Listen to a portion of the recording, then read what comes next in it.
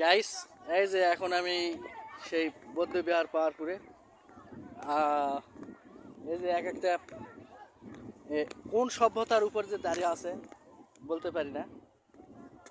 এই যে এগুলা কোন সভ্যতার উপর দাঁড়িয়ে আছে, এক একটা নতুন এবং পুরাতন এই যে একটা মিশ্রণ আর কি।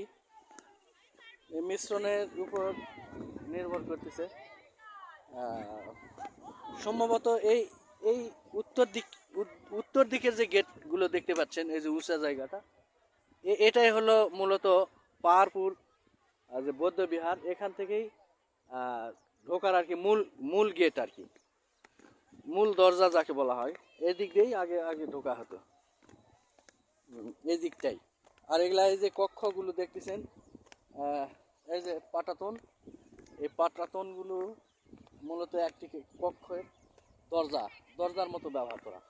কিন্তু তার উপরে কি ছাদ ছিল কিনা কেউ বলতে পারে না। এটা মানে বলা যায় না আর কি। এবং এই যে গাঁথনিগুলো খুবই মজবুত, খুবই সুন্দর মজবুত। এরকম করে এক একটি গাঁথনি ছিল।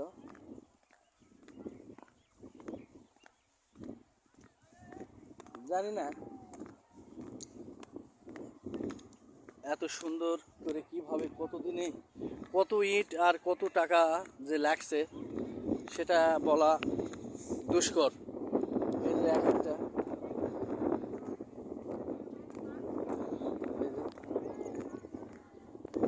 এই যে গাইস, এখানে এখানে সম্ভবত প্রহরীরা এখানে মূল ফটকে অথবা বহির ফটকে এখানে পাহারা দিত। এই যে দেখা যাচ্ছে, এই যে এই যে এই অংশে সম্ভবত তারা পাহারা দিত। এবং এই কক্ষ চলতে থাকবে চারদিকে, এই বিহারের চারদিকে। মূল যে বিহারের চারদিকে, এটা কিন্তু অনেক উঁচু, এক সময় অনেক উঁচু ছিল। আস্তে আস্তে কিছুটা দেবে গিয়েছে। আমি যখন ছোট ছিলাম তখন আমি দেখছি অনেক উঁচু ছিল, এবং এই অংশটা দেবে দেবে গিয়েছে। এবং এই কক্ষগুলো চারদিকে এইভাবেই। আর সম্ভবত এই অংশটা একটা মানে মূল গেটের আর কি ফটক আর কি। এই যে ফটক থেকে সব কিছু আর কি মানুষজন ঢোকা এবং বাইর করা সেই 800 অষ্টম শতাব্দীর দিকে, অষ্টম থেকে সপ্তম অষ্টম শতাব্দীর ঘটনা আর কি।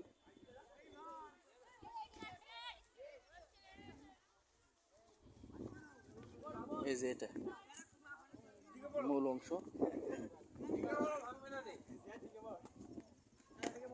এটা মূল অংশ,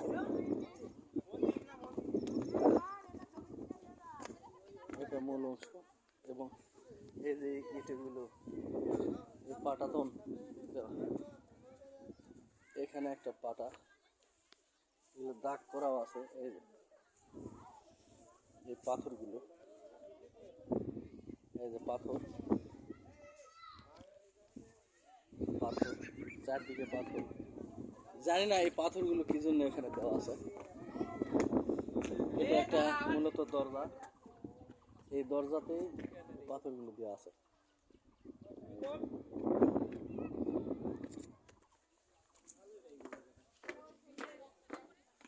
আপনারা দেখতেছেন, এটা হলো মূল ফটক। এদিক দিয়েই মানুষজন যাওয়া আসা করতো। এই এই এই পাশটা দিয়ে আগে মানুষজন, এটা একটা সিঁড়ি, এদিক দিয়ে যাওয়া আসা করতো।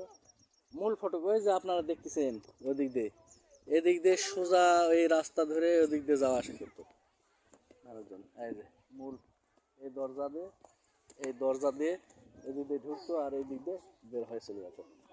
এই যে যারা আসতেছে দেখা যাচ্ছে, এটাই হলো সদর। আর ছোট বড় অসংখ্য কক্ষ এরকম চারদিকে ছড়ে গেছে, চারদিকে একইভাবে এই কক্ষগুলো। ধন্যবাদ সবাইকে।